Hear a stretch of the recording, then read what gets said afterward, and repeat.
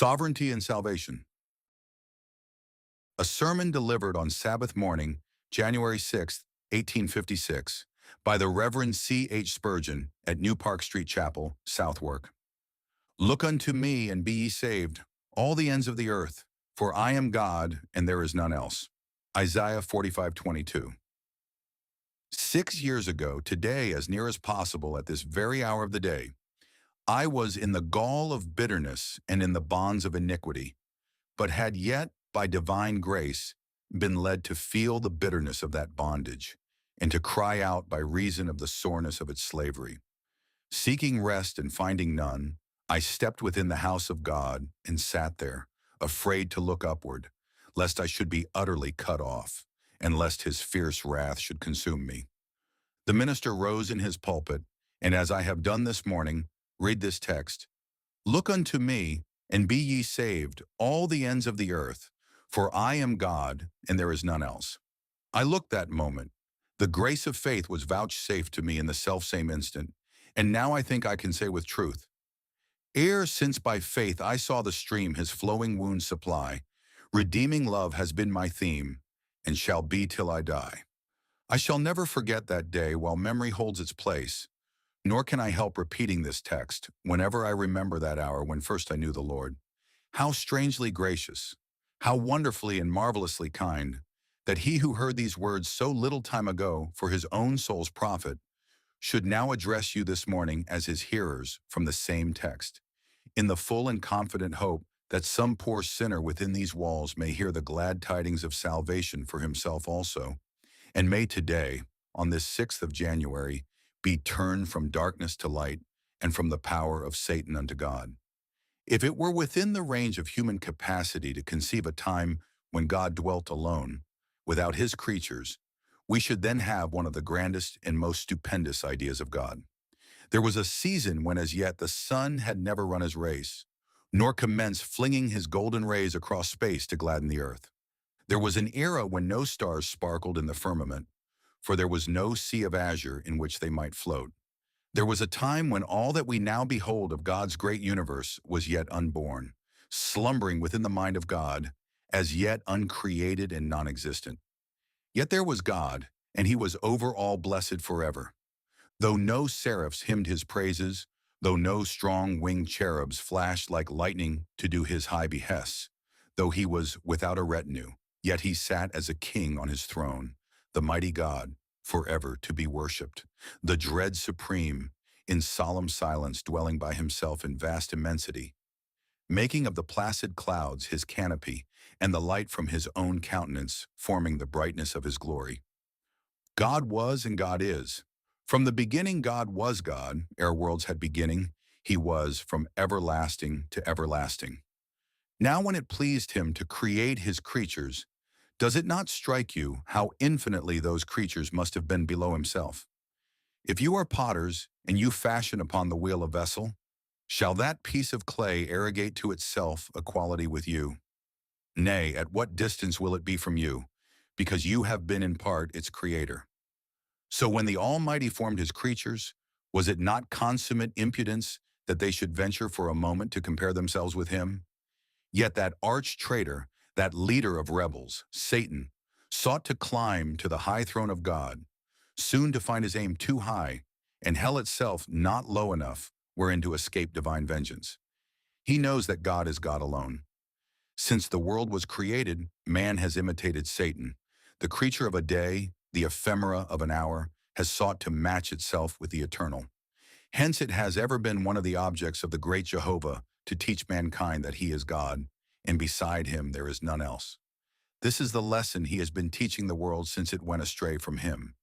He has been busying himself in breaking down the high places, in exalting the valleys, in casting down imaginations and lofty looks, that all the world might know that the Lord is God alone. He can create, and he can destroy. This morning we shall attempt to show you, in the first place, how God has been teaching this great lesson to the world, that he is God, and beside him there is none else.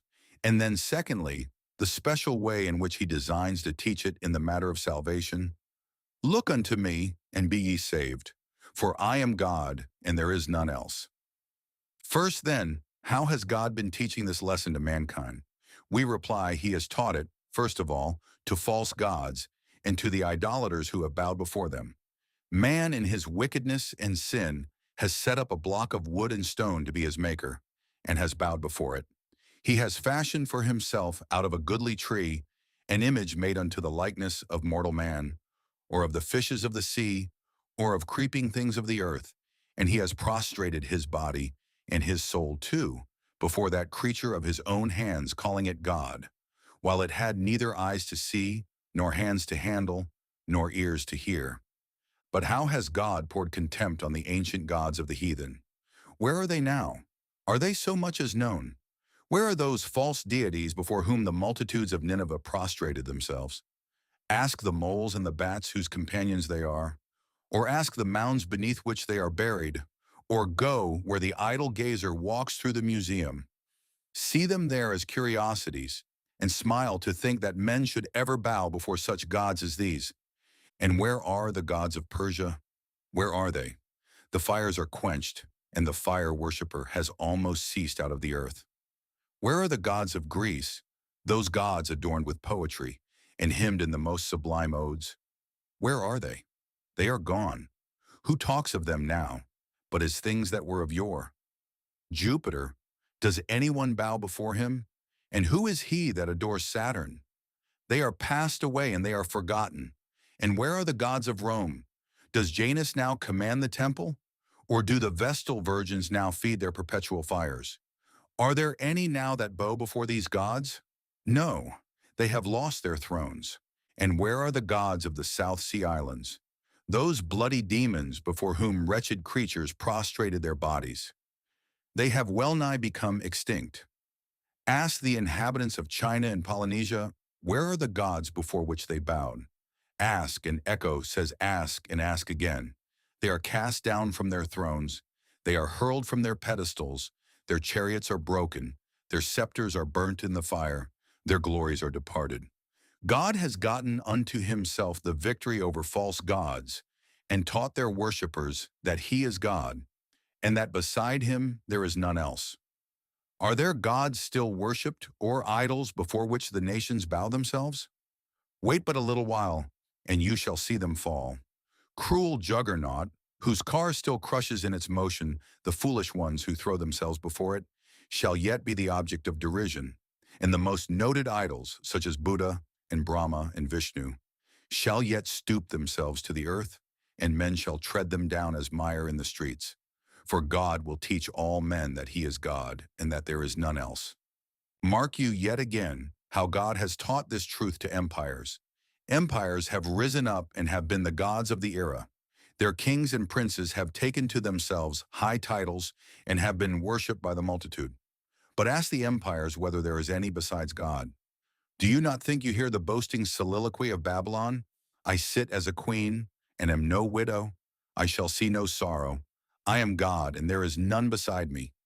And think you not now, if you walk over ruined Babylon, that you will meet aught save the solemn spirit of the Bible, standing like a prophet gray with age, and telling you that there is one God, and that beside him there is none else? Go you to Babylon, covered with its sand, the sand of its own ruins. Stand you on the mounds of Nineveh, and let the voice come up. There is one God, and empires sink before him. There is only one potentate, and the princes and kings of the earth with their dynasties and thrones are shaken by the trampling of his foot. Go, seat yourselves in the temple of Greece. Mark you there what proud words Alexander once did speak. But now where is he, and where is his empire too? Sit on the ruined arches of the bridge of Carthage, or walk you through the desolated theaters of Rome, and you will hear a voice in the wild wind amid those ruins. I am God, and there is none else. O city, you did call yourself eternal. I have made you melt away like dew. You said, I sit on 7 hills and I shall last forever. I have made you crumble, and you are now a miserable and contemptible place, compared with what you were. You were once stone, you made yourself marble. I have made you stone again, and brought you low. Oh, how has God taught monarchies and empires that have set themselves up like new kingdoms of heaven, that he is God, and that there is none else?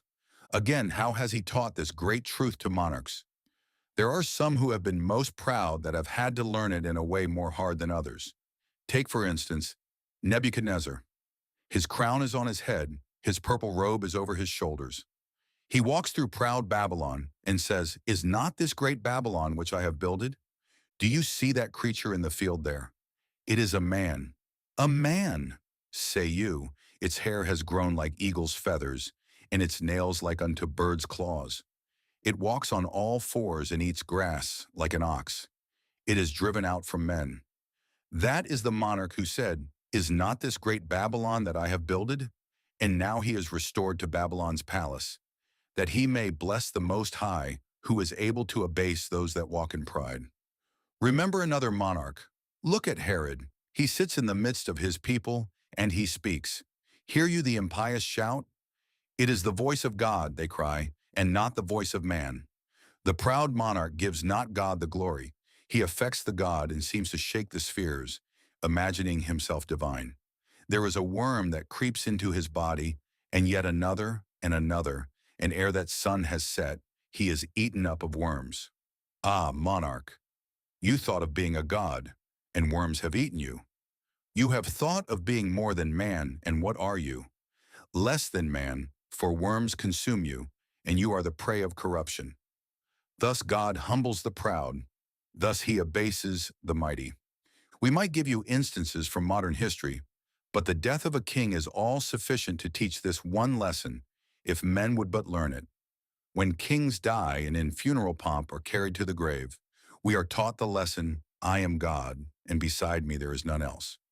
When we hear of revolutions and the shaking of empires, when we see old dynasties tremble and gray-haired monarchs driven from their thrones, then it is that Jehovah seems to put his foot upon land and sea, and with his hands uplifted cries, "Hear, you inhabitants of the earth, you are but as grasshoppers. I am God, and beside me there is none else." Again, our God has had much to do to teach this lesson to the wise men of this world.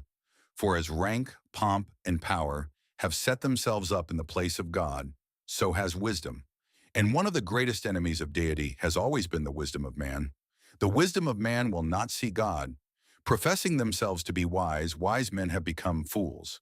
But have you not noticed in reading history how God has abased the pride of wisdom? In ages long gone, he sent mighty minds into the world who devised systems of philosophy. These systems, they said, will last forever. Their pupils thought them infallible, and therefore wrote their sayings on enduring parchment, saying, "This book will last forever. Succeeding generations of men will read it, and to the last man that book shall be handed down as the epitome of wisdom." "Ah, but," said God, "that book of yours shall be seen to be folly ere another 100 years have rolled away." And so the mighty thoughts of Socrates and the wisdom of Solon are utterly forgotten now. And could we hear them speak, the veriest child in our school would laugh to think that he understands more of philosophy than they. But when man has found the vanity of one system, his eyes have sparkled at another.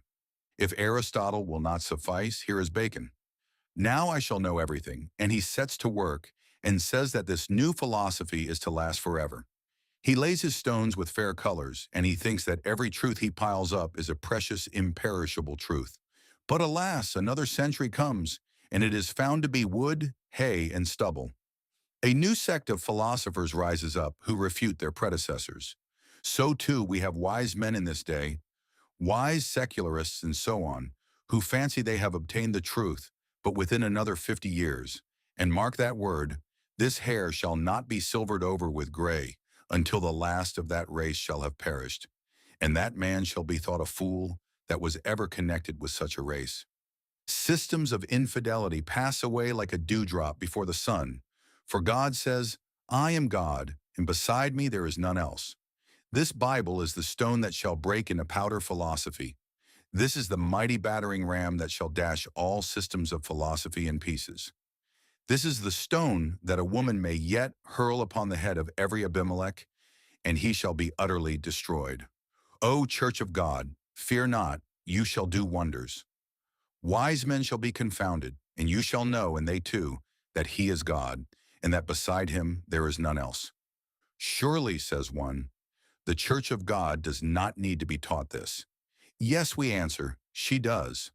For of all beings, those whom God has made the objects of his grace are perhaps the most apt to forget this cardinal truth, that he is God, and that beside him there is none else.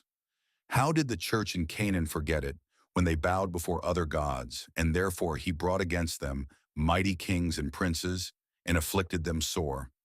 How did Israel forget it? And he carried them away captive into Babylon. And what Israel did in Canaan and in Babylon, that we do now. We too often forget that he is God, and beside him there is none else. Does not the Christian know what I mean when I tell him this great fact? For has he not done it himself? In certain times prosperity has come upon him. Soft gales have blown his bark along, just where his wild will wished to steer. And he has said within himself, now I have peace, now I have happiness. Now the object I wished for is within my grasp. Now I will say, sit down, my soul, and take your rest. Eat, drink, and be merry. These things will well content you. Make you these your God. Be blessed and happy. But have we not seen our God dash the goblet to the earth, spill the sweet wine, and instead thereof fill it with gall? And as he has given it to us, he has said, drink it, drink it. You have thought to find a God on earth, but drain the cup and know its bitterness. When we have drunk it, nauseous the draught was, and we have cried, ah, God, I will drink no more from these things. You are God, and beside you there is none else. And ah, how often, too, have we devised schemes for the future, without asking God's permission? Men have said, like those foolish ones whom James mentioned, we will do such and such things on the morrow, we will buy and sell and get gain. Whereas they knew not what was to be on the morrow. For long ere the morrow came, they were unable to buy and sell. Death had claimed them, and a small span of earth held all their frame. God teaches his people every day, by sickness, by affliction, by depression of spirits, by the forsakings of God, by the loss of the Spirit for a season, by the lackings of the joys of his countenance, that he is God, and that beside him there is none else. And we must not forget that there are some special servants of God raised up to do great works, who in a peculiar manner have to learn this lesson. Let a man, for instance, be called to the great work of preaching the gospel. He is successful. God helps him. Thousands wait at his feet, and multitudes hang upon his lips. As truly as that man is a man, he will have a tendency to be exalted above measure, and too much will he begin to look to himself and too little to his God. Let men speak who know, and what they know let them speak, and they will say, it is true, it is most true. If God gives us a special mission, we generally begin to take some honor and glory to ourselves. But in the review of the eminent saints of God, have you never observed how God has made them feel that he was God, and beside him there was none else? Poor Paul might have thought himself a god and been puffed up above measure by reason of the greatness of his revelation, had there not been a thorn in the flesh. But Paul could feel that he was not a god, for he had a thorn in the flesh, and gods could not have thorns in the flesh. Sometimes God teaches the minister by denying him help on special occasions. We come up into our pulpits and say, oh, I wish I could have a good day today. We begin to labor. We have been just as earnest in prayer and just as indefatigable, but it is like a blind horse turning round a mill, or like Samson with Delilah. We shake our vain limbs with vast surprise, make feeble flight, and win no victories. We are made to see that the Lord is God, and that beside him there is none else. Very frequently God teaches this to the minister by leading him to see his own sinful nature. He will have such an insight into his own wicked and abominable heart that he will feel as he comes up the pulpit stairs that he does not deserve so much as to sit in his pew, much less to preach to his fellows. Although we feel always joy in the declaration of God's word, yet we have known what it is to totter on the pulpit steps under a sense that the chief of sinners should scarcely be allowed to preach to others.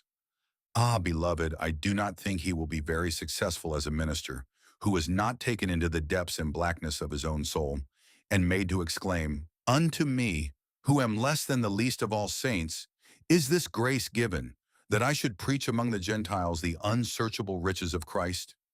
There is another antidote which God applies in the case of ministers.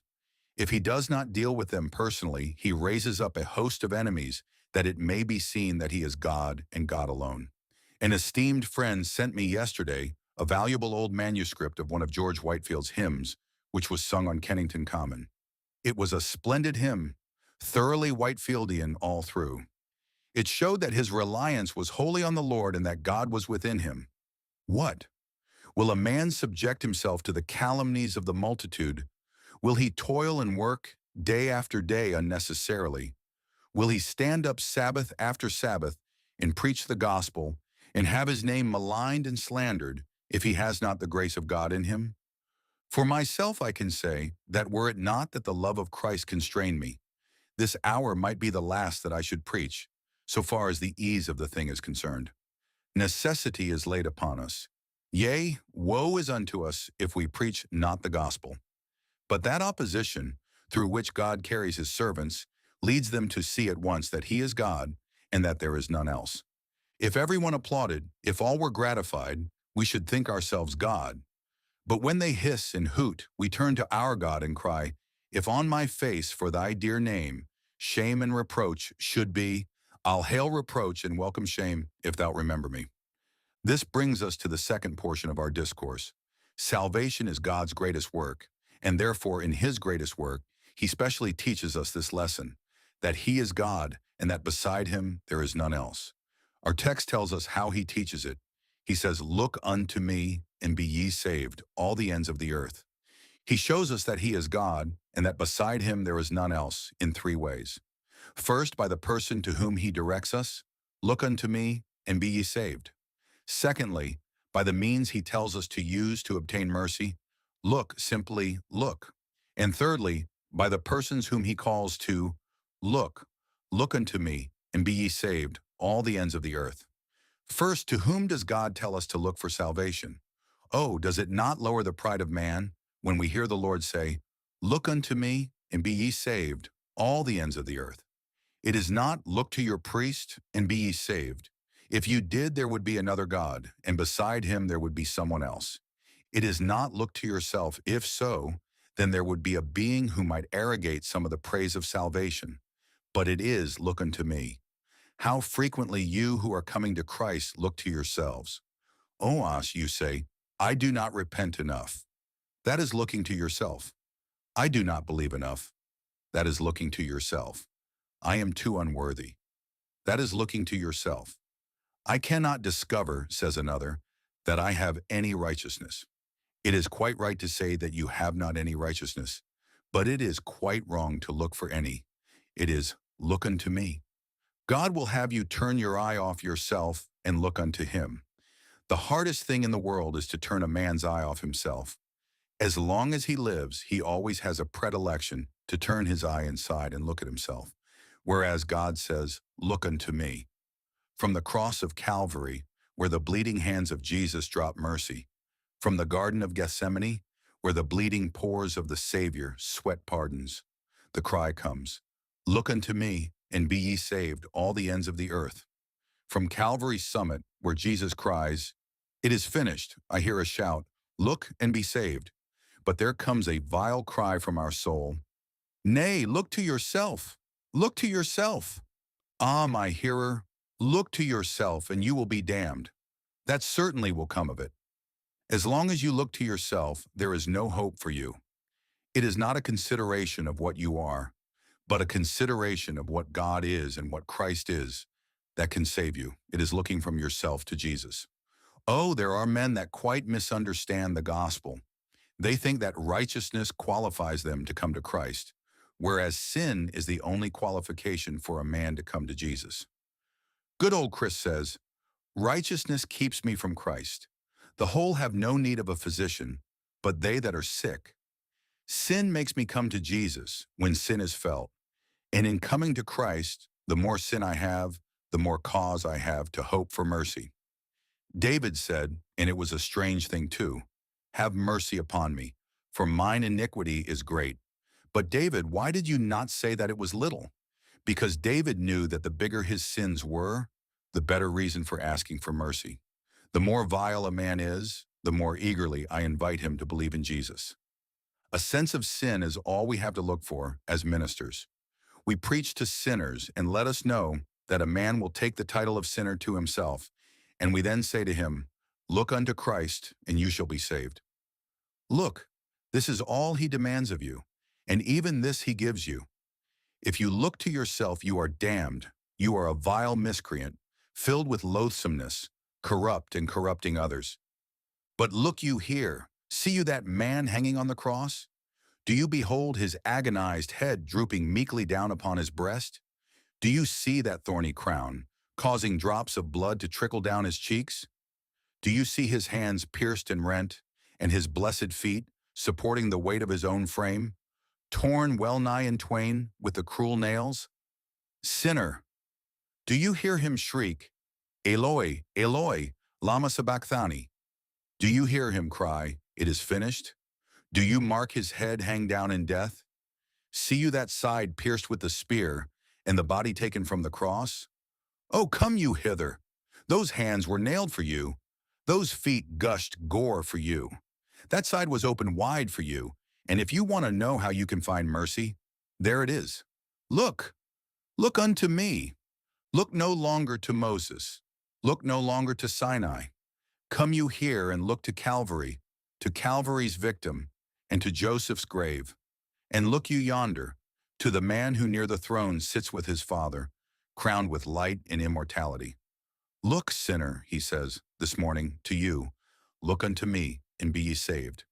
It is in this way God teaches that there is none beside him, because he makes us look entirely to him and utterly away from ourselves. But the second thought is the means of salvation. It is, look unto me, and be ye saved. You have often observed, I am sure, that many people are fond of an intricate worship, an involved religion, one they can hardly understand. They cannot endure worship as simple as ours. Then they must have a man dressed in white and a man dressed in black. Then they must have what they call an altar and a chancel. After a little while that will not suffice, and they must have flower pots and candles. The clergyman then becomes a priest, and he must have a variegated dress with a cross on it.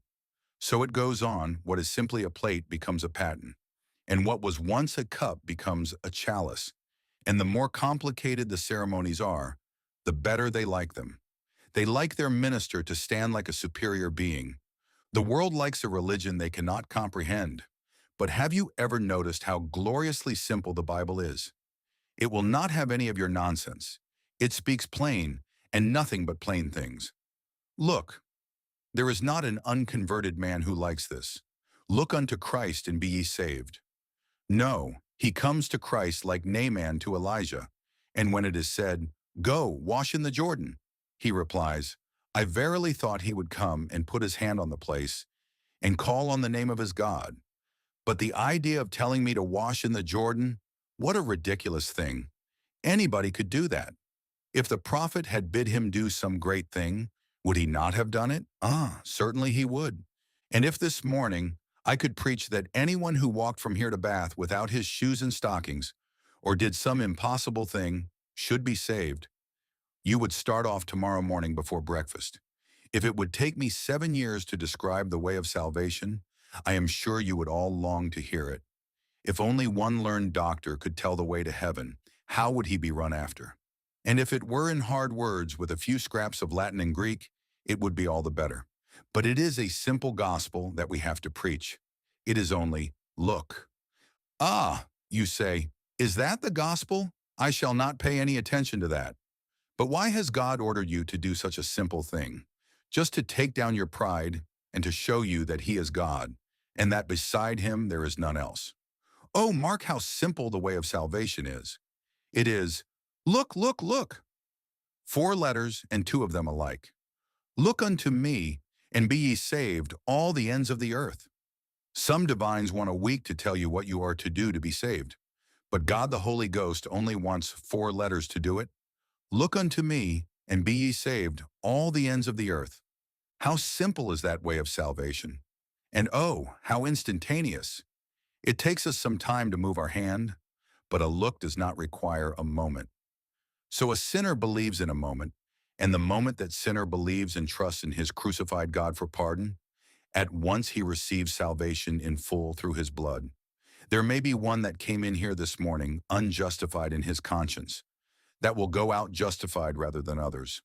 There may be some here, filthy sinners one moment, pardon the next. It is done in an instant. Look, look, look. And how universal is it? Because wherever I am, however far off, it just says, look. It does not say I am to see, it only says, look. If we look on a thing in the dark, we cannot see it, but we have done what we were told. So if a sinner only looks to Jesus, he will save him. For Jesus in the dark is as good as Jesus in the light, and Jesus, when you cannot see him, is as good as Jesus when you can. It is only, look. Ah, says one, I have been trying to see Jesus this year, but I have not seen him. It does not say see him, but look unto him. And it says that they who looked were lightened. If there is an obstacle before you, and you only look in the right direction, it is sufficient. Look unto me. It is not seeing Christ so much as looking after him. The will after Christ, the wish after Christ, the desire after Christ, the trusting in Christ, the hanging on Christ, that is what is wanted. Look, look, look. Ah, if the man bitten by the serpent had turned his sightless eyeballs towards the brazen serpent, though he had not seen it, he would still have had his life restored. It is looking, not seeing, that saves the sinner. We say again, how this humbles the man. There is a gentleman who says, well, if it had been 1,000 pounds that would have saved me, I would have thought nothing of it. But your gold and silver is cankered, it is good for nothing. Then am I to be saved just the same as my servant Betty? Yes, just the same. There is no other way of salvation for you. That is to show man that Jehovah is God, and that beside him there is none else. The wise man says, if it had been to work the most wonderful problem, or to solve the greatest mystery, I would have done it. May I not have some mysterious gospel? May I not believe in some mysterious religion? No, it is, look. What? Am I to be saved just like that ragged schoolboy who can't read his letters? Yes, you must, or you will not be saved at all. Another says, I have been very moral and upright. I have observed all the laws of the land. And if there is anything else to do, I will do it. I will eat only fish on Fridays and keep all the fasts of the church, if that will save me. No, sir, that will not save you. Your good works are good for nothing. What? Must I be saved in the same way as a harlot or a drunkard? Yes, sir, there is only one way of salvation for all. He has concluded all in unbelief, that he might have mercy upon all. He has passed a sentence of condemnation on all, that the free grace of God might come upon many to salvation. Look, look, look. This is the simple method of salvation. Look unto me, and be ye saved, all the ends of the earth. But lastly, mark how God has cut down the pride of man, and has exalted himself by the persons whom he has called to look. Look unto me, and be ye saved, all the ends of the earth. When the Jew heard Isaiah say that, ah, he exclaimed, you ought to have said, look unto me, O Jerusalem, and be saved. That would have been right. But those Gentiles' dogs, are they to look and be saved? Yes, says God, I will show you, Jews, that though I have given you many privileges, I will exalt others above you. I can do as I will with my own. Now who are the ends of the earth? Why, there are now poor heathen nations, now that are very few degrees removed from brutes, uncivilized and untaught. But if I might go and tread the desert, and find the bushman in his kraal, or go to the South Seas and find a cannibal, I would say to the cannibal or the bushman, look unto Jesus and be ye saved, all the ends of the earth. They are some of the ends of the earth, and the gospel is sent as much to them as to the polite Grecians, the refined Romans, or the educated Britons. But I think the ends of the earth imply those who have gone the farthest away from Christ. I say, drunkard, that means you. You have been staggering back till you have got right to the ends of the earth. You have almost had delirium tremens. You cannot be much worse. There is not a man breathing worse than you, is there? Ah, but God, in order to humble your pride, says to you, look unto me, and be ye saved. There is another who has lived a life of infamy and sin until she has ruined herself, and even Satan seems to sweep her out at the back door. But God says, "Look unto me, and be ye saved, all the ends of the earth." Methinks I see one trembling here and saying, "Ah, I have not been one of these, sir, but I have been something worse. For I have attended the house of God, and I have stifled convictions and put off all thoughts of Jesus, and now I think he will never have mercy on me." You are one of them.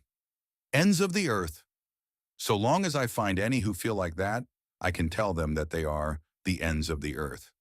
But says another, "I am so peculiar. If I did not feel as I do, it would be all very well. But I feel that my case is a peculiar one." That is all right. They are a peculiar people. You will do. But another one says, "There is nobody in the world like me. I do not think you will find a being under the sun that has had so many calls and put them all away, and so many sins on his head. Besides, I have guilt that I should not like to confess to any living creature. One of the ends of the earth again. Therefore all I have to do is to cry out in the Master's name, 'Look unto me, and be ye saved, all the ends of the earth. For I am God, and there is none else.' But you say, sin will not let you look. I tell you, sin will be removed the moment you do look. But I dare not. He will condemn me. I fear to look. He will condemn you more if you do not look. Fear then, and look, but do not let your fearing keep you from looking. But he will cast me out. Try him, but I cannot see him. I tell you, it is not seeing, but looking. But my eyes are so fixed on the earth, so earthly, so worldly. Ah, but poor soul, he gives power to look and live. He says, 'Look unto me, and be ye saved, all the ends of the earth.' Take this, dear friends, for a New Year's text, both you who love the Lord and you who are only looking for the first time. Christian, in all your troubles through this year, look unto God and be saved. In all your trials and afflictions, look unto Christ and find deliverance. In all your agony, poor soul, in all your repentance for your guilt, look unto Christ and find pardon. This year remember to put your eyes heavenward and your heart heavenward too. Remember this day that you bind round yourself a golden chain and put one link of it in the staple in heaven. Look unto Christ. Fear not. There is no stumbling when a man walks with his eyes up to Jesus. He that looked at the stars fell into the ditch, but he that looks at Christ walks safely. Keep your eyes up all the year long. Look unto him, and be ye saved, and remember that he is God, and beside him there is none else. And you, poor trembler, what say you? Will you begin the year by looking unto him? You know how sinful you are this morning. You know how filthy you are. And yet it is possible that before you open your pew door and get into the aisle, you will be as justified as the apostles before the throne of God. It is possible that ere your foot treads the threshold of your door, you will have lost the burden that has been on your back, and you will go on your way singing, "I am forgiven, I am forgiven, I am a miracle of grace. This day is my spiritual birthday." Oh, that it might be such to many of you, that at last I might say, "Here am I and the children thou hast given me." Hear this convinced sinner. This poor man cried, and the Lord delivered him out of his distresses. Oh, taste and see that the Lord is good. Now believe on him. Now cast your guilty soul upon his righteousness. Now plunge your black soul into the bath of his blood. Now put your naked soul at the door of the wardrobe of his righteousness. Now seat your famished soul at the feast of plenty. Now look, how simple does it seem? And yet it is the hardest thing in the world to bring men to. They never will do it till constraining grace makes them. Yet there it is. Look, go you away with that thought. Look unto me, and be ye saved all the ends of the earth, for I am God, and there is none else.